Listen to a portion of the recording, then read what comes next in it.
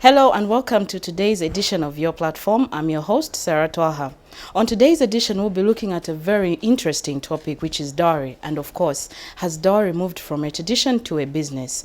We'll be talking to different traditional marriage counselors, and of course, we'll get the view from the Christian perspective and the views from the public. Please stay tuned.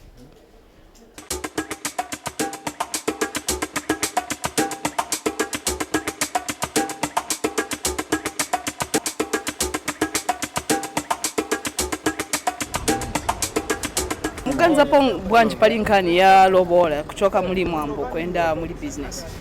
Manje chikuoneka monga ni business chifukwa kudala mwambo malowola naogamba kuti ubwerese ng'ombe ziwiri zimuna ziwiri zikazi. Manje naive kwatu moka kwatu kuti noulipira even mkanda upasa ija ndiye ndibonga kuti nichiteni chimalowola yatu. Koma manje alutichajinga more than 100,000 simu mwampoja ni malowola aja niyo business manje monga malonda yokuti muntu akafuna kukwatira manje ani mnyamata wambiri muone alukango kukwatira chifukwa ziwe yatu kuti analichaja ndalama zambiri nzazipeza kuti nilipire. So manje wanyamata zizawo sinokhala chabe nkungulume bati osakwatira. So ni business yo manje ziko yeah. Sikuwano tinakhala manga pa business kugulisa bana baso loma nacho chichoneka lini bwino machiona ka shona ni mwandi mbasete bantu bakuti ndisovutika tili nawo bana amuna tili na bakazi wetizachita bwanje ngati tili bendalama nishwana baso sewovutika kulibe kukwatira inala kantambe benchi manje se bana baso sewovutika sita kulibe kukwatira iyayi nimuzana ala ni tuchite ino muzavuti nani baba maninga binasira ama iziko iziko mwana siriza mwandi inkhani monga ya malowola ioneka chabe manje yakumya chabe ku business kuvikwati bachokako ngati munga yanga na azimayi kambiri lelo ali kuchikwati mairo mzampeza ali mba olo amene tikamba chalangizi wapita always waenda mkulanga mukazi oti afunda ukwatiriwa kumamuna winangu wachendi mairo mzapeza azimayi wabwera 01 02 nangoma piti nshwalangiza chani because example yatu tiona kula azimayi mene bachi vamene wapunzisa ndiye vichitika kwa kuli bana amene wapunzira kuli bachi. So munga ife pano tikamuteba kuti ni business vaenda kuononga bana so wapunzisa simwamba nikaonongedwe kachi ziko okay ziko.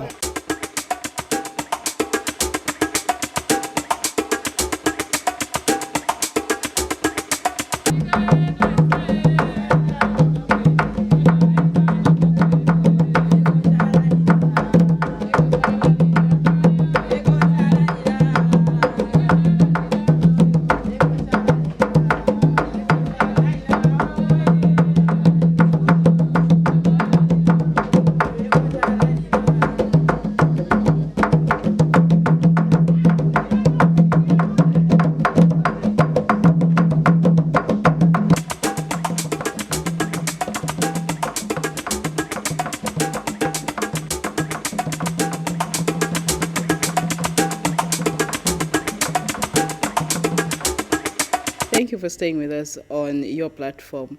And now I'm being joined by Mrs. Angela Banda, who is a National Trustee for Families and Nations. We're still discussing dowry, and has dowry moved from a tradition to a business? Mrs. Banda, welcome. Thank you very much and good afternoon. I'll go straight to the question. What is dowry, looking at the Zambian perspective? Thank you very much. I'll first start with the purpose of a dowry. In every society, as Africans or as human beings, God in Eden provided Adam with a woman. This is where the first family started. And as we have been going on, our ancestors introduced, I'm saying so because we found it in the process, that when they are marrying, there should be something that is paid in form of a dowry. And this dowry then is a major part or a major role played by the other party in marriage. And that is one of the basic foundation certification. I'll call it certification because it's like a certificate awarded to someone to qualify to acquire something. So really, how is the dowry procedure? Does it mean anyone can attend, or there are specific people to attend the dowry proceeding? Usually, I should say, in fact, a dowry is only paid to a qualified person. When I say a qualified person, a mature, approved mature and qualified. By one, it starts by male in our tradition. You know, our culture is very dynamic. So the tradition that we follow in Zambia, a man is usually a proposer who proposes a young lady or a lady in general. So he goes to the parents and announces his desire to marry. The parents, having it as a best foundation, they will first find out if he's really mature to marry.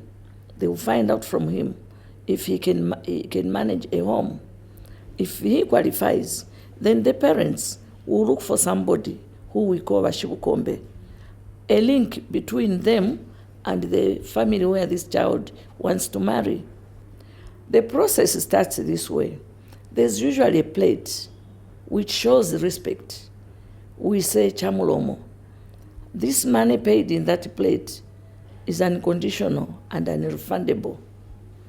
When that is given, then when they come to speak, they will ask for authority to speak. And the first one is called Nsaramo in Ibemba. So when they come now to discuss, that's when they put chamulomo, that is asking for the parents to allow them to say what they have come here for, and that is marriage, meaning they want now to be charged. So these people now, upon being allowed to speak, the parents for the girl, when they get that information, they will call the girl and they will request for the boy to come in their midst between the two families now, those that are representing the male and those that are representing the girl child as parents. Now, they will charge them the amount of money to be paid according to the custom. There are certain customs that don't charge dowry, like sengas and chewas, maybe nowadays, but in the past, I'm usually referring to what it has always been.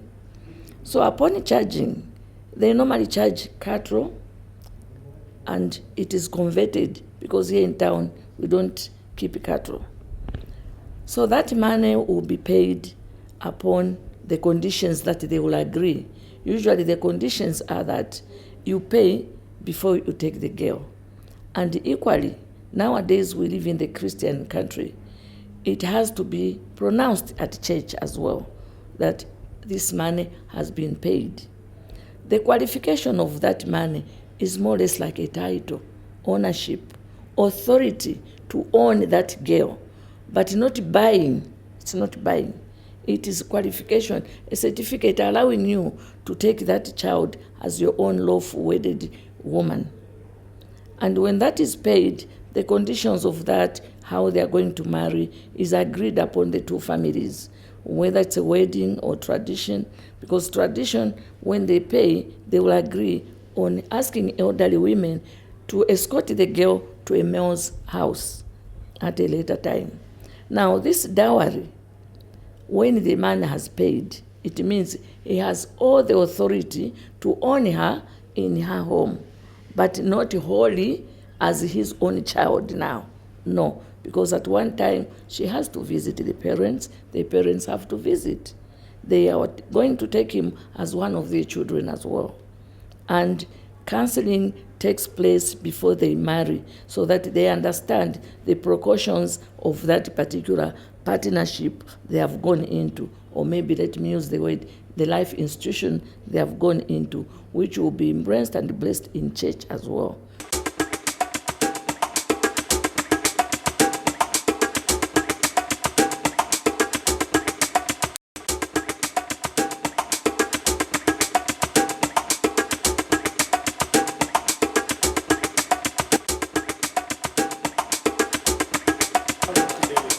as a sign of my life and my love and fidelity. In the name of the Father, and of the Son, and of the Holy Spirit. Amen.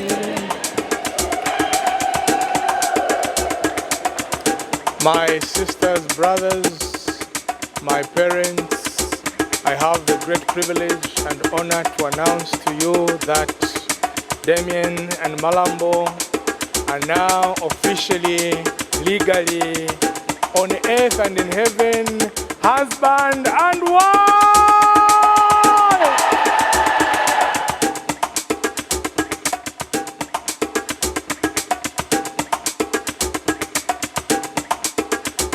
You are still watching your platform, and we're still discussing dowry, and of course has dowry moved from a tradition to a business.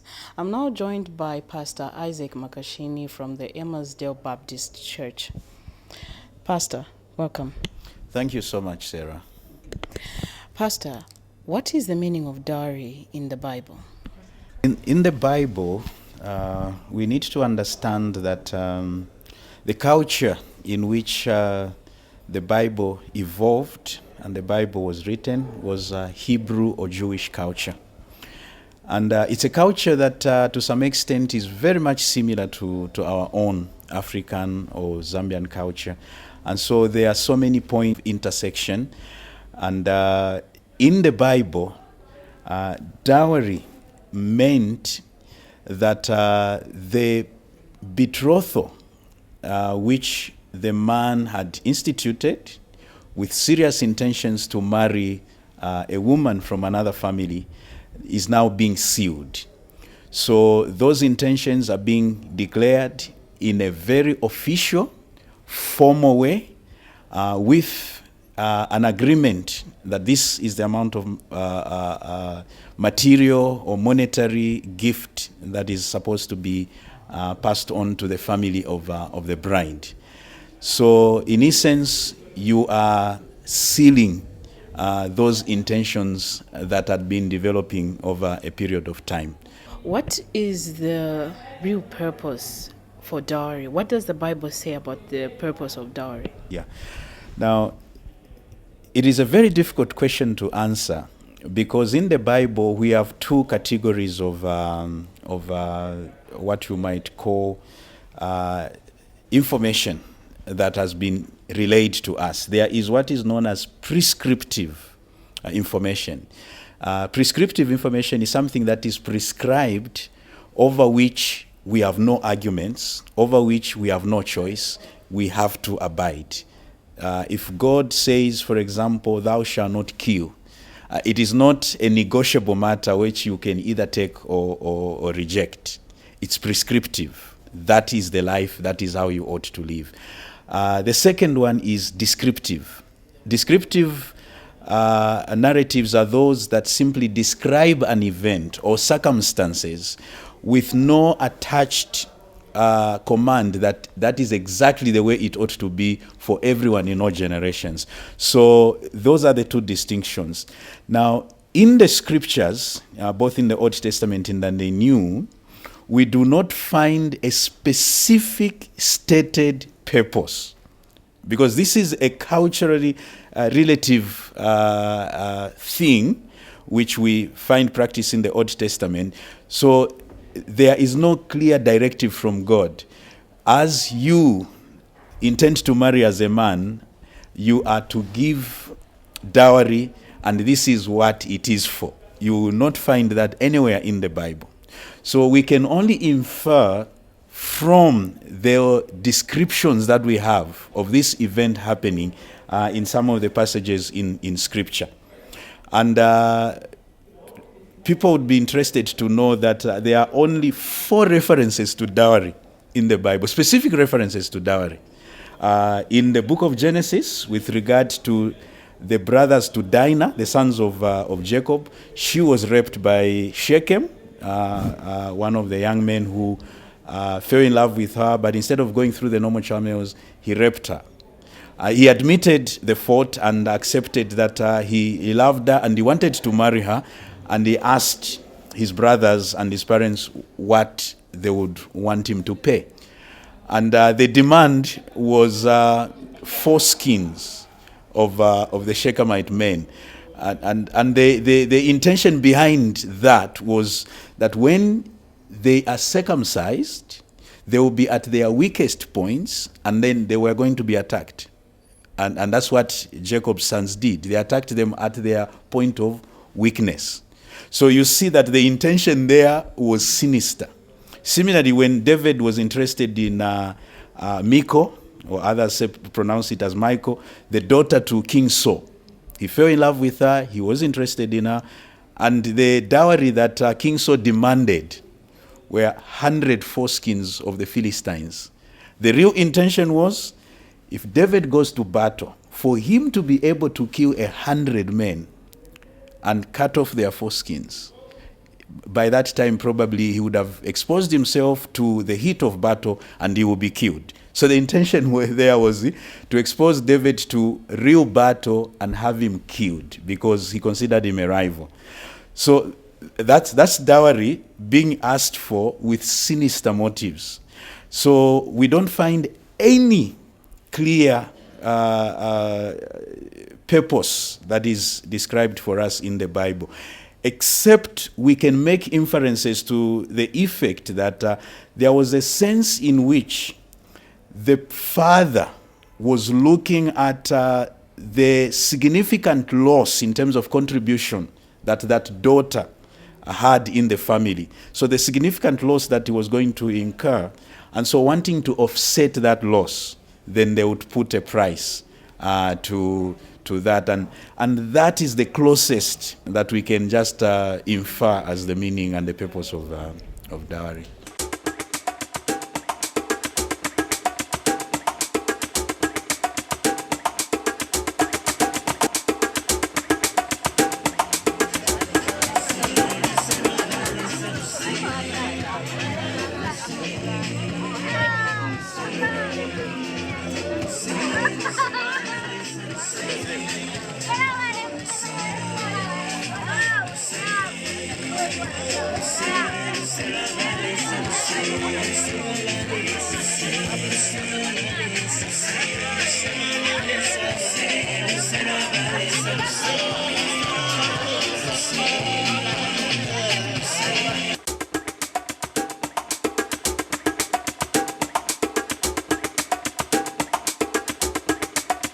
Thank you for staying with us.